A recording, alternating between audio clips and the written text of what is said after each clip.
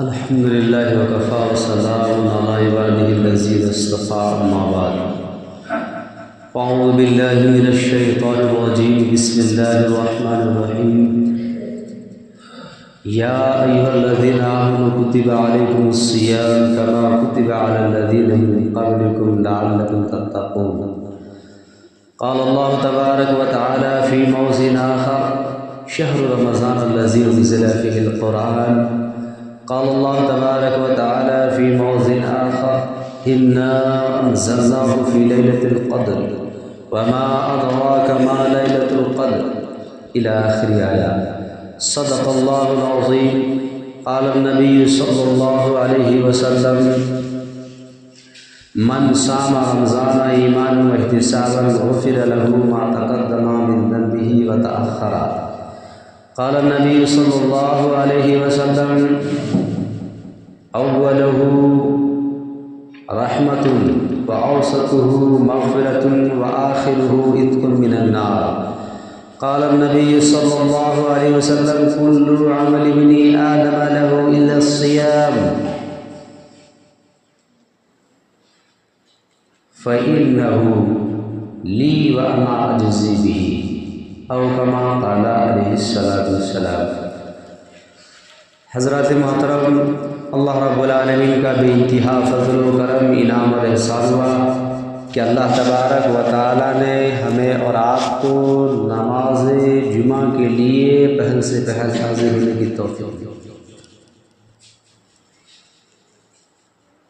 میرے دوستو، یہ رمضان المبارک کا دوسرا عشرہ ہے اور اس مہینے کی فضیلت کے متعلق آپ حضرات کے سامنے چند باتیں آ چکی۔ اس مقدس مہینے کی فضیلت احادیث مبارکہ میں بے شمار ہے۔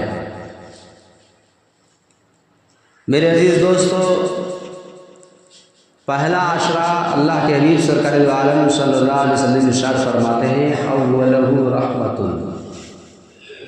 پہلے عشرے کے اندر اللہ کی خاص رحمتیں برستی ہے۔ واوسطہ مغفرت، اور دوسرے عشرے کے اندر اللہ تبارک و تعالی انسانوں کے گناہوں کو معاف کرتا ہے۔ وآخرہ عتق من النار، اور آخر عشرے کے اندر جہنم سے آزادی کا اعلان ہوتا ہے۔ یہ بیچ کا عشرہ ہے، آج 16واں رمضان ہے۔ میرے عزیز دوستو، اس ماہ مقدس کی فضیلت بھی تو بے شمار ہے۔ اللہ کے پیغمبر محمد عربی صلی اللہ علیہ وسلم ارشاد فرماتے ہیں، داؤد شریف کی حدیث ہے، ابو داؤد شریف کی حدیث ہے، اللہ کے نبی سرکار دو عالم صلی اللہ علیہ وسلم ارشاد فرماتے ہیں من صام رمضان ایمانا و احتسابا غفر له ما تقدم من ذنبه وتأخر، جس شخص نے ایمان و یقین کے ساتھ ثواب کی نیت سے رمضان المبارک کا روزہ رکھتا ہے، اللہ کے پیغمبر محمد عربی صلی اللہ علیہ وسلم ارشاد فرماتے ہیں ما تقدم من ذنبه وتأخر، اللہ تبارک و تعالی اس کے تمام گناہوں کو معاف فرما دیتا ہے، اگلے اور پچھلے گزشتہ گناہ جو ہم نے کیے ہیں رمضان مبارک کی اعمال کی برکت سے، اس مہینے کی قدردانی کی برکت سے، روزے کی برکت سے، تراویح کی برکت سے، ذکر و اذکار کی برکت سے، نوافل کی برکت سے، اور جیسا کہ میں نے بتلایا روزہ صرف خالی بھوکے پیٹ رہنے کا نام روزہ نہیں ہے، صرف نفس کی یعنی بھوک کو اور نفس کو صبح صادق سے لے کر کے غروب آفتاب تک رکے رہنے کا نام نہیں ہے، بلکہ روزہ جو میں نے بتلایا تھا کہ جسم کے ایک ایک اعضاء کی حفاظت کرنے پر جو اجر اور انعام ہے، جب وہ اس طرح ہمارا اور آپ کا اہتمام ہوگا اور جو ایمان والے ان تمام چیزوں کا اہتمام کرے گا، اللہ تبارک و تعالی ان کے تمام گناہوں کو معاف فرما دے گا جو انہوں نے گزشتہ سال کیا، اور آنے والے سال کو ما تقدم بذنبہ وتأخرا، اور آنے والے سال کو گناہوں کی مغفرت کا مطلب یہ ہوتا ہے کہ آنے والے سال میں اللہ تبارک و تعالیٰ اس مہینے کی برکت سے، اس مہینے کی قدردانی کرنے کی برکت سے آنے والا جو سال ہوگا اللہ ان سال میں ہمارے اور آپ کے لیے گناہوں سے بچنے کا ذریعہ اور اسباب بنائے گا۔ اللہ کے پیغمبر محمد عربی صلی اللہ علیہ وسلم ارشاد فرماتے ہیں کل قیامت کا دن ہوگا، لوگ نفسی نفسی کے عالم میں ہوں گے، حشر کا میدان قائم ہوگا، اس دن عرش کے سائے کے علاوہ کوئی سایہ نہیں ہوگا۔ اللہ اکبر۔ پیغمبر علیہ السلام فرماتے ہیں اس سائے کے علاوہ کوئی سایہ نہیں ہوگا۔ جو انسان اس سائے کے اندر پہنچ جائے گا، اس سائے میں پہنچنے کے بعد اسے پیاس کی شدت نہیں ستائے گی، بھوک اس کی ختم ہو جائے گی، بھوک نہیں لگے گی، اور جو پریشانیاں ہیں ہر پریشانی سے غم اور نجات پا جائیں گے۔ وہ سایہ جنت کے چھت کا سایہ ہوگا۔ اس سائے کے اندر جو انسان پہنچ جائے گا، اللہ تبارک و تعالیٰ کی جانب سے وہ انعامات ہے، وہاں کی اس سائے کے اندر وہ مصلحت ہے۔ اللہ کے پیغمبر محمد عربی صلی اللہ علیہ وسلم ارشاد فرماتے ہیں اس عالم میں، اس گھڑی میں، اس سائے کے اندر کچھ لوگ ایسے ہوں گے جو اس سائے میں بیٹھے ہوئے ہوں گے، جن کے سامنے دسترخوان لگا ہوا ہوگا، اور اس دسترخوان میں طرح طرح کے پھل فروٹ اور میوے رکھے ہوئے ہوں گے۔ اللہ کے سوال کرنے والے نے سوال کیا یا رسول اللہ صلی اللہ علیہ وسلم آخر وہ کون انسان ہوں گے جبکہ ہم اور آپ، یعنی جبکہ ہم نفسی کے عالم میں ہوں گے، پریشان حال میں ہوں گے، عرش کے سائے کے علاوہ کوئی سایہ نہیں ہوگا۔ یکے بعد دیگر دھوپ سے بچنے کے لیے سورج کو بالکل قریب کر دیا جائے گا، زمین تپنا شروع ہو جائیں گے، ایک نیزے کے قریب سورج کو، ایک میل کے قریب سورج کو کر دیا جائے گا۔ اس کی تپش سے بچنے کے لوگ سائے کی تلاش کرے گا، یکے بعد دیگر کسی کو سایہ نہیں ملے گا، اور صرف جنت کے سایہ یعنی عرش کے سایہ کے علاوہ کوئی سایہ نہیں ہوگا۔ اور وہ ایمان والا، وہ انسان جو ہے ان کے سامنے دسترخوان لگا ہوا ہوگا اور وہاں پر بیٹھے ہوئے ہوں گے۔ اللہ کے پیغمبر محمد عربی صلی اللہ علیہ وسلم ارشاد فرماتے ہیں سنو، یہ وہ لوگ ہوں گے جو دنیا کے اندر اللہ کی رضا کے لیے روزہ رکھتے تھے، دکھاوے کے لیے نہیں کہ ہم روزہ نہیں رکھیں گے تو ہمارا اڑوسی پڑوسی کیا کہے گا، فلاں خاندان والے رشتہ دار کیا کہے گا، بلکہ اللہ کی رضا کے لیے جو روزہ رکھتے تھے، اور وہ روزہ کس طرح حضور پاک صلی اللہ علیہ وسلم کے طریقے کے مطابق، اور اللہ کی رضا کے لیے تراویح پڑھا کرتے تھے، اللہ کی رضا کے لیے نوافل پڑھا کرتے تھے، اللہ کی رضا کے لیے ذکر و اذکار کیا کرتے تھے، اللہ کی رضا کے لیے قرآن کریم کی تلاوت کیا کرتے تھے، اللہ کی رضا کے لیے صدقہ و خیرات کیا کرتے تھے، اللہ کی رضا کے لیے ہر کار خیر میں سبقت کیا کرتے تھے، ان لوگوں کے لیے یہ انعامات ہے۔ میرے عزیز دوستو، یہ مقدس مہینہ ہے، اس مہینے کے اندر اللہ رب العالمین کے خزینے انوارات بے شمار برستے ہیں۔ انسان دامن پھیلانے والا ہونا چاہیے، دامن کو یعنی اپنے دامن میں جتنا چوڑا دامن آپ پھیلا سکتے ہیں، جتنا آپ سمیٹ سکتے ہیں، یہ ایمان والوں کے اوپر بات ہے۔ وہ اپنے چاہے کسی بھی اعتبار سے ہو، اس مہینے میں کسی بھی عمل خیر سے اس مہینے کی قدردانی کر کے اپنے دامن کی نیکیوں کو اور جھولیوں کو بھر سکتا ہے۔ میرے عزیز دوستو، اللہ کے حبیب سرکار دو عالم صلی اللہ علیہ وسلم ارشاد فرماتے ہیں، روایت کرنے والے حضرت ابو ہریرہ عن ابی ہریرہ رضی اللہ تعالی عنہ قال قال رسول اللہ صلی اللہ علیہ وسلم کل عمل بنی آدم لہو الا الصیام۔ اللہ کے پیغمبر محمد عربی صلی اللہ علیہ وسلم ارشاد فرماتے ہیں، ترمذی شریف کی حدیث ہے، اللہ کے پیغمبر محمد عربی صلی اللہ علیہ وسلم ارشاد فرماتے ہیں کلو عمل ابن آدم، ہر یعنی آدم علیہ السلام کی جتنی بھی اولادیں ہیں، ہر اولاد کچھ نہ کچھ عمل کرتا ہے تو اس کے عمل کا بدلہ اس کو دیا جاتا ہے۔ فإلا الصیام، مگر جب کوئی انسان عمل کرتا ہے، جب ایمان والا کوئی عمل کرتا ہے سوائے روزے کو، الا الصیام، مگر جب روزے کا کوئی عمل کرتا ہے فإنہ لی وأنا أجزی بہ، اللہ کے پیغمبر فرماتے ہیں، اللہ تبارک و تعالی ارشاد فرماتا ہے فإنہ لی وأنا أجزی بہ، وہ روزہ میرے لیے ہے اور اس کا بدلہ میں خود عطا کرتا ہوں۔ ایک تو وہ کسی نے آپ کو کہا کہ فلاں کو اتنا دیا جائے، اتنا دیا جائے، اتنا دیا جائے، اتنا دیا جائے، آپ اس میں اضافہ کسی کے لیے نہیں کر سکتے ہیں، لیکن جب خود مالک کہے کہ فلاں آدمی کو میرے پاس بھیج دیجئے، آپ سوچیں گے مالک نے اس کو خود بلایا ہے، اس کا مطلب اس کو زیادہ سے زیادہ انعام دے گا۔ اللہ تبارک کے حبیب فرماتے ہیں، اللہ ارشاد فرماتا ہے کہ میرا روزہ میرے لیے ہے، اس کا بدلہ میں خود عطا کرتا ہوں۔ ایک واقعہ لکھا ہے حضرت مولانا پیر فقیر ذوالفقار نقشبندی رحمۃ اللہ علیہ، کتاب کا نام ہے اہل دل کو تڑپا دینے والے واقعات۔ وہ ایک اس کی مثال دیتے ہیں، مثال سے سمجھاتے ہیں اس واقعے سے۔ وہ بتلاتے ہیں کہ ایک بادشاہ ہے، بادشاہ نے ایک روز اپنے تمام خدام کو یہ حکم دیا کہ فلاں دن فلاں تاریخ کو جتنے بھی تم ہمارے وزراء میں سے ہو، خدام ہو، باندی ہو، بیوی ہو، جو کچھ بھی ہو، ان تمام کے لیے یہ ایک آفر ہے اس چیز کا کہ میرے پاس جتنے خزانے ہیں، جو بھی ساز و سامان ہے، جس چیز پر تم لوگ ہاتھ رکھ دو گے وہ تمہارا ہو جائے گا۔ جس چیز پر تم ہاتھ رکھ دو گے وہ تمہارا ہو جائے گا۔ یکے بعد دیگر جب یہ اعلان ہوتا ہے، شدت سے لوگ اس کی انتظار کرتے ہیں۔ جب وہ تاریخ آتی ہے، وہ گھڑیاں آتی ہے، بادشاہ اپنے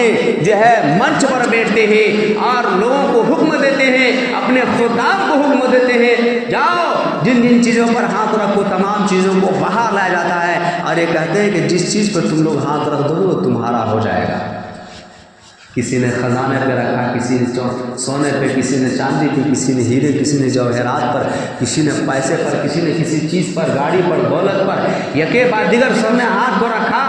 ایک باندی کالی کلوٹی ساولی کلر والی، اخلاص و محبت کرنے والی، اللہ اکبر، وہ بادشاہ کے سامنے آ کر کے کھڑی ہو گئی، اور جو لوگ تھے وہ کہنے لگی یہ باندی بیوقوف لگ رہی ہے، جب بادشاہ کی جانب سے یہ اعلان ہو چکا ہے جس چیز پر ہاتھ رکھو گے وہی تمہارا ہو جائے گا، ہم لوگ ایک بعد دیگر ساز و سامان پر ہاتھ رکھ رہے ہیں، یہ چیز ہمیں مل جانے کے بعد ہم کافی عرصہ تک اپنی زندگی کو عیش و آرام کے ساتھ گزار سکتے ہیں۔ یہ کیسی بیوقوف لڑکی ہے، یہ کیسی بیوقوف باندی ہے، یہ کسی چیز پر ہاتھ رکھنے کو تیار نہیں ہے۔ باندی اور قریب آتی ہے، بادشاہ سے کہتی ہے کیا بادشاہ سلامت، کیا آپ کا یہ اعلان سچ ہے کہ جس چیز پر ہم ہاتھ رکھ دیں گے وہ ہمارا ہو جائے گا؟ بادشاہ کہتے ہیں یہ میرا اعلان ہے، میں اپنے اعلان سے پیچھے ہٹنے والا نہیں ہوں، تم جس چیز پر ہاتھ رکھ دو گے وہ تمہارا ہو جائے گا۔ وہ باندی اور قریب آتی ہے اور بادشاہ کی پیٹھ پر ہاتھ رکھ دیتی ہے۔ اب چالاک کون ہے، وہ باندی ہے یا اور جنہوں نے سارے سامان پر ہاتھ رکھا تھا وہ ہے؟ چالاک وہ باندی ہے۔ ان تمام خزانوں کے مالک بادشاہ ہے، اور باندی نے کہا بادشاہ سلامت، اگر ہم آپ کے پیٹھ پر ہاتھ رکھ دیں گے تو تمام خزانہ میرا ہو جائے گا۔ تو میرے دوستو، اللہ رب العالمین کی جانب سے اعلان عام ہو رہا ہے، روزہ میرے لیے ہے، اس کا بدلہ میں خود عطا کروں گا۔ اللہ تبارک و تعالیٰ کو جب رحم و کرم جوش میں آئے گا، بندوں کے لیے بے شمار انعامات عطا کر دے گا، بڑے بڑے پریشانیوں سے نجات دے دے گا۔ میرے دوستو، بہرحال یہ دوسرا عشرہ چل رہا ہے، اس کے بعد کچھ ہی دنوں کے بعد تیسرا عشرہ شروع ہونے والا ہے، جس کا نام ہے اعتکاف، جس کو اعتکاف کے نام سے یاد کیے جاتے ہیں۔ جس مہینے میں اعتکاف کثرت سے لوگ کرتے ہیں۔ اعتکاف کی 3 قسمیں ہیں۔ اعتکافا یا تکیفو اعتکافن، جس کے معنی آتے ہیں ایک جگہ پر ٹھہرنا، اور اصلاحی شرح میں اس کے معنی آتا ہے کسی مخصوص جگہ میں، مردوں کے لیے مسجد میں مخصوص جگہ فکس کر کے متعین کر کے ٹھہرے رہنے کا نام اعتکاف ہے۔ عورت کے لیے مخصوص مقام گھر میں ہے، وہ بھی اپنے گھر میں اعتکاف کر سکتی ہے، اور اعتکاف پہ رہتے ہوئے گھر کے اندر باہر نہ نکلے، گھر کے اندر کا جو ساز و سامان ہے، کام ہے، وہ بھی ساتھ میں کر سکتی ہے، لیکن باہر نہ نکلنا چاہیے۔ پردے کے دائرے کے اندر گھر میں جو کام ہوتا ہے، کھانا وانا بنانے کا، وہ کام کر سکتی ہے۔ بہرحال میں یہ کہہ رہا تھا، اعتکاف کی 3 قسمیں ہیں۔ ایک ہے واجب، دوسرا میں ہے سنت، جس کو سنت مؤکدہ کہا جاتا ہے، تیسرا میں ہے نفل۔ واجب وہ ہوتا ہے کہ انسان یہ منت مانگتا ہے، جس کو واجب کہا گیا ہے وہ منت ہے، یعنی کسی نے منت مانی کیا، اللہ اگر میرا فلاں کام ہو گیا تو میں اتنا دنوں کا اعتکاف کروں گا، میرا فلاں کام ہو گیا تو میں اتنا دنوں کا اعتکاف کروں گا۔ تو اتنوں دنوں کا اس نے کہا ہے، اتنا دنوں کا اعتکاف کرنا اس پر کیا ہے؟ واجب ہے۔ اور نفل اعتکاف وہ ہوتا ہے جو انسان 24 گھنٹے میں جس وقت آپ مسجد میں آئے اعتکاف کی نیت کر لیں اور اطمینان سے آ کر کے بیٹھ جائیں، نیت کرنے پر آپ کو ثواب ملے گا۔ آپ بیٹھ جائیں، اپنا تسبیح ذکر و اذکار ملے گا، دنیا کی کوئی باتیں نہ کریں۔ جب تک آپ نماز کی انتظار کر رہے ہیں آپ کو ثواب ملے گا، نماز سے فارغ ہو گئے، آپ دنیا کی باتیں بالکل نہیں کر رہے ہیں، اعتکاف کی نیت سے ہیں، آپ باہر ہونے کے بعد بات کریں گے، مسجد میں کوئی بھی بات نہیں کریں گے، چاہے کتنا ہی اہم کیوں نہ ہو دنیا کے اعتبار سے، ہاں دین کے اعتبار سے ہو تو بڑے ہی ادب و احترام کے دائرے میں آپ پوچھ سکتے ہیں، اس کا بھی ادب و احترام کے ساتھ، تو وہ نفلی اعتکاف کہا جاتا ہے۔ سنت جس کو سنت مؤکدہ کہا جاتا ہے، وہ رمضان المبارک کے آخر عشرے میں 20 رمضان کو سورج چھپنے سے پہلے یعنی عصر کے بعد مغرب سے کچھ دیر پہلے مسجد میں پہنچے گا، یا عورتیں اپنے گھر میں داخل ہوں گی مخصوص مقام پر، اور عید کے چاند نظر آنے کے بعد باہر نکلیں گے، اس کو سنت مؤکدہ کہا جاتا ہے۔ ہاں پورے بستی کی جانب سے کوئی اگر نہیں بیٹھتا ہے مسجد میں تو بستی کا ہر ایک انسان گناہ گار ہوگا اور ہر انسان کو اس کا جواب دینا پڑے گا۔ مسجد میں ایک فرد کو بیٹھنا یہ سنت مؤکدہ علی الکفایہ ہے، جس طرح سے نماز جنازہ فرض علی الکفایہ ہے، چند آدمی کے پڑھنے سے سب کی طرف سے ادا ہو جائے گا، لیکن ثواب اسی کو ملے گا جس نے پڑھا ہے، جو شریک ہوا ہے۔ اسی طرح سے یہ سنت مؤکدہ علی الکفایہ مسجد میں کسی ایک شخص کو متعین کر کے مسجد میں بٹھانا، کم سے کم ایک آدمی ضرور بیٹھے، یعنی سنت مؤکدہ علی الکفایہ ہے جو 10 دن تک اعتکاف میں بیٹھے، یہ سنت مؤکدہ علی الکفایہ ہے۔ 20ویں رمضان کو بیٹھتے ہیں، اس کا اجر اور انعام کیا ہے؟ باقی اللہ کے پیغمبر محمد عربی صلی اللہ علیہ وسلم روایت کرنے والے حضرت انس رضی اللہ تعالیٰ عنہ فرماتے ہیں کہ جب آپ صلی اللہ علیہ وسلم مکہ المکرمہ سے ہجرت کر کے مدینہ طیبہ تشریف لے آئے تو آپ صلی اللہ علیہ وسلم نے کوئی سال اعتکاف نہیں چھوڑا، ہر سال آپ نے اعتکاف کی، اور جس سال آپ صلی اللہ علیہ وسلم اس دنیا سے چلے گئے وہ سال آنے سے پہلے آپ صلی اللہ علیہ وسلم نے 20 دن کا اعتکاف کیا، یعنی آپ صلی اللہ علیہ وسلم اس طرح اعتکاف کا اہتمام فرماتے تھے۔ تو اس میں مفسرین نے 2 اقوال نقل کیے ہیں، ایک اقوال یہ نقل کیے ہیں کہ آپ صلی اللہ علیہ وسلم نے 20 دن کا اعتکاف اس لیے کیے ہیں کہ ایک سال آپ اعتکاف نہیں کر پائے تھے کسی عذر کی بنیاد پر، اس لیے آپ صلی اللہ علیہ وسلم نے 20 دن کا اعتکاف کیا۔ دوسرے اقوال یہ لکھے ہیں بعض علماء کرام نے کہ آئندہ سال آپ صلی اللہ علیہ وسلم داخل تو ہوئے لیکن وہاں تک پہنچ نہیں پائے آپ صلی اللہ علیہ وسلم کو کسی کے ذریعے سے، یعنی جب آپ صلی اللہ علیہ وسلم پیغمبر ہے تو واللہ اعلم۔ بہرحال میرے عزیز دوستو، تو گویا کہ آپ صلی اللہ علیہ وسلم نے آخر سال میں 20 دن کا اعتکاف کیے، تو میرے عزیز دوستو اعتکاف کی فضیلت یہ ہے کہ اس کو اجر و ثواب ملے گا، بہت زیادہ اجر و ثواب ہے۔ معتکف سو رہا ہے، اللہ کے پیغمبر فرماتے ہیں اعتکاف کرنے والا اعتکاف کی نیت سے مسجد میں داخل ہو گیا، اس کے نیکیوں میں اس کے نامہ اعمال میں لکھتا چلا گیا، وہ غسل کر رہا ہے، فرشتے اس کے لیے نیکیوں لکھ رہا ہے، وہ قضائے حاجت میں یعنی اس کا 24 گھنٹہ ہر ایک لمحہ، ہر ایک منٹ، ہر ایک سیکنڈ اس کے نامہ اعمال میں نیکیاں لکھتا چلا جاتا ہے۔ کتنے خوش نصیب ہے وہ انسان جس کو اللہ تبارک و تعالی اعتکاف کرنے کی توفیق دیتا ہے، توفیق دیتا ہے، اور وہ اس جو ہے اس کا مستحق بن جاتا ہے۔ اللہ کے پیغمبر محمد عربی صلی اللہ علیہ وسلم ارشاد فرماتے ہیں ایک ایمان والا اگر ایک دن کا اعتکاف کرتا ہے تو اس کے اور جہنم کے درمیان 3 خندق کی دوری فرما دیتا ہے۔ اللہ کے پیغمبر محمد عربی صلی اللہ علیہ وسلم ارشاد فرماتے ہیں ایک خندق کی دوری آسمان اور زمین کی چوڑائی سے بھی زیادہ دوری ہے، اور 3 خندق دوری فرما دیتا ہے ایک دن کا اعتکاف۔ اور اللہ کے پیغمبر محمد عربی صلی اللہ علیہ وسلم ارشاد فرماتے ہیں کہ اعتکاف کرنے والا جب اللہ کی رضا کے لیے اعتکاف کی نیت سے بیٹھتے ہیں اور جب وہ نکلتے ہیں اللہ کی بھی فرماتے ہیں وہ ایسا سمجھو کہ جس طرح اس دن تھا جس دن ماں کی کوکھ سے جنم لیا تھا، یعنی گناہوں سے اس طرح پاک اور صاف ہو جاتا ہے کہ جس دن اس نے ماں کی کوکھ میں جنم لیا تھا، اور جب بچہ جنم لیتا ہے وہ گناہوں سے پاک اور صاف ہوتا ہے۔ بہرحال میرے دوستو، اعتکاف کی بے شمار فضیلتیں ہیں، اور اس فضیلت اور مقصد ہوتا ہے کہ اعتکاف خالی سونے کا نام نہیں، نوافل پڑھے، قرآن کریم کی تلاوت کرے، ذکر و اذکار کرے، اور اس کی جو اہتمام ہے، اس کی جو حفاظت ہے، کسی سے بھی کوئی بات نہ کرے۔ آپ کو ضرورت ہے تو آپ کسی سے بات کر سکتے ہیں، بلا عذر کسی سے بات نہ ہو، اور مسجد کے جو دائرے ہیں اس دائرے کے اندر ہی آپ رہیں۔ قضاء حاجت کے لیے آپ تھوڑی دیر کے لیے آپ جا سکتے ہیں، لیکن اس کا بہت زیادہ جتنا آپ اہتمام کریں گے اتنا آپ ثواب کا حقدار اور مستحق ہوں گے۔ بہرحال میرے دوستو، اسی طرح سے اس ماہ مقدس کے اندر اللہ کے حبیب سرکار دو عالم صلی اللہ علیہ وسلم ارشاد فرماتے ہیں کل عمل ابن آدم، اس کے بعد ارشاد فرماتے ہیں یضاعف له اشعر الامثالها، کہ جب اس مہینے میں ایمان والوں کی نیکیوں کو اضافہ کر دیا جاتا ہے، کتنا بڑھا جاتا ہے، یضاعف الى 700 ضعیف، اللہ کے پیغمبر محمد عربی صلی اللہ علیہ وسلم ارشاد فرماتے ہیں 10 سے لے کر کے 700 سے زیادہ اضافہ فرما دیتا ہے ایک نیکی کا ہوگا۔ اور اللہ کے بھی فرماتے ہیں دوسری حدیث کے اندر ہے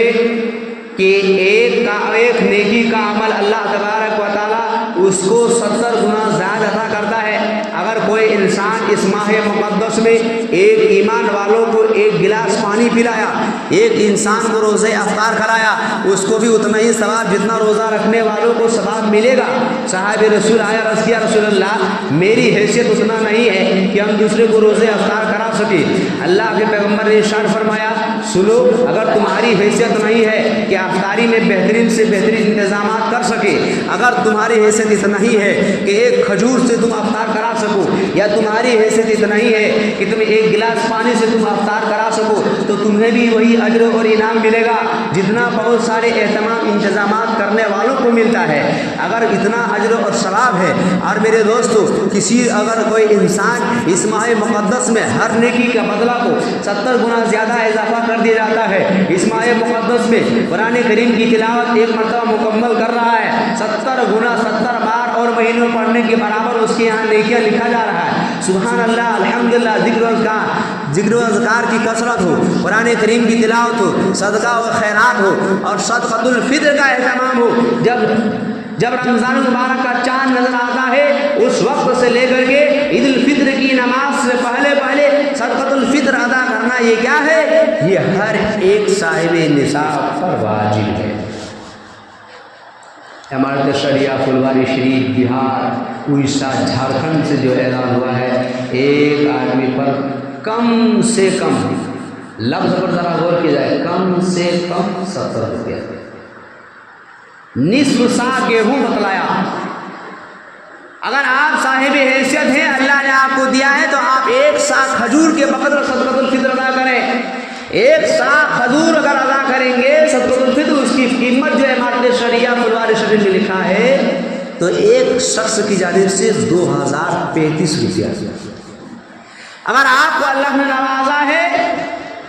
تو آپ پنیر کے بقدر ادا کیجئے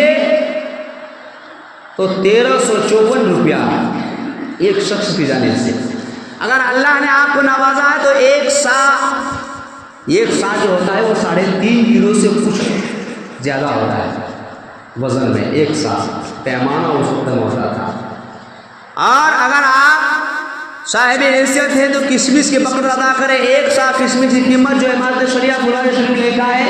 1692 روپئے۔ اگر آپ 1 سا جو کے بقدر صدقۃ الفطر ادا کرنا چاہتے ہیں تو 1 سا جو کی قیمت 255 روپئے۔ گویا کہ یہ لکھا ہے ترتیب و عمارت شریعہ پھلواری شریف میں۔ اس کے بعد انسان جس طرح کے ہیں، اگر 70 روپیہ کا اللہ نے اس کو بنایا ہے اور وہ چاہیں تو 70 روپیہ ایک آدمی پر لائے۔ اگر اللہ نے آپ کو خوب نوازا ہے تو آپ جو والا لیجیے، کھجور والا کے بقدر ادا کیجیے، کشمش کے بقدر ادا کیجیے، پنیر کے بقدر ادا کیجیے، یقے بعد دیگر بہرحال۔ اور ہیں بہت سارے انسان جو ادا بہرحال اللہ رب العالمین سے دعا ہے ہم تمام کو